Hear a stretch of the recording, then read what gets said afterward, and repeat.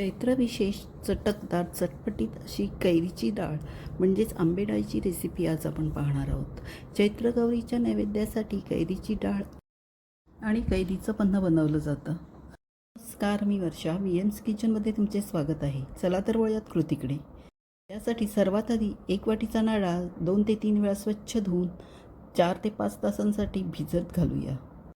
आता ही भिजलेली चणा डाळीतील पाणी पूर्णपणे निथळून काढून घेऊयात. त्यात अजिबात पाणी ठेवायचे नाही, पूर्णपणे निथळून घ्यायचे नाही तर डाळीला वास येईल. आता ही निथळलेली डाळ मिक्सरच्या भांड्यात घेऊन त्यात आवडीप्रमाणे 2 ते 3 हिरव्या मिरच्या, अर्धा इंच आलं, 1 चमचा जिरे आणि अर्धी वाटीतलं पाव वाटी ओलं खोबरं यात वाटणात घालूया. मग 2 चमचे साखर आणि चवीपुरेसे मीठ घालून हे आता आपण एकदम जाडसर असं वाटून घेणार आहोत. वाटताना मिक्सर चालूबंद करत वाटायचे म्हणजे अगदी छान रवाळ वाटले जाईल. वाटलेले मिश्रण एका भांड्यात काढून घेऊयात. मग त्यात हे बघा, हे असे जाडसर रवाळच असायला हवे.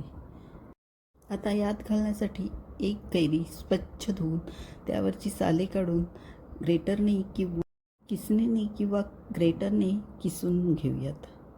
हे बघा, हे मी अशा प्रकारे 1 कैरी पूर्ण किसून घेतली आहे.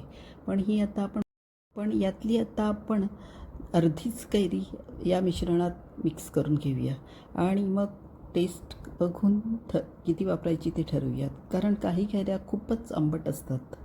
आता किसलेल्यातली अर्धी ते पाऊण कैरी या वाटलेल्या डाळीत मिक्स करून घेऊयात. चमच्याने व्यवस्थित ढवळून मिक्स करून त्याची चव बघूयात. मी ही एवढीच कैरी यात वापरणार आहे.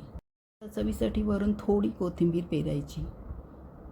इकडे एका फोडणी पात्रात 4 चमचे तेल घेऊन त्यात 1 चमचा मोहरी, अर्धा चमचा जिरे आणि 7 ते 8 कढीपत्त्याची पाने, चिमूटभर हिंग आणि अर्धा चमचा हळद घालून फोडणी छान तडतडवून घेतली. आता ही फोडणी आपण या मिश्रणावर ओतून घेऊयात आणि लगेचच चमच्याने व्यवस्थित मिक्स करून घेऊयात. मग फोडणी पात्राला लागलेलं तेलही अशा प्रकारे काढून घेऊयात आणि बरं सगळे चमच्याने एकजीव करून घेऊयात. काय मस्त रंग आला आहे डाळीला. आता ही आपली कैरीची डाळ किंवा आंबे डाळ तयार आहे. आंबे डाळ असे नाव काढताच तोंडाला पाणी सुटणारी ही रेसिपी तुम्हाला नक्की आवडेल. वरून खोबऱ्याचा चव पेरून ही सर्व करायची, म्हणजे मग आंबट गोड तिखट चवीची ही चटपटीत डाळ तुम्हाला नक्की आवडेल. व्हिडिओ आवडला तर या प्लेलिस्टवर क्लिक करून चॅनलला नक्की लाईक आणि कमेंट करून सपोर्ट करा.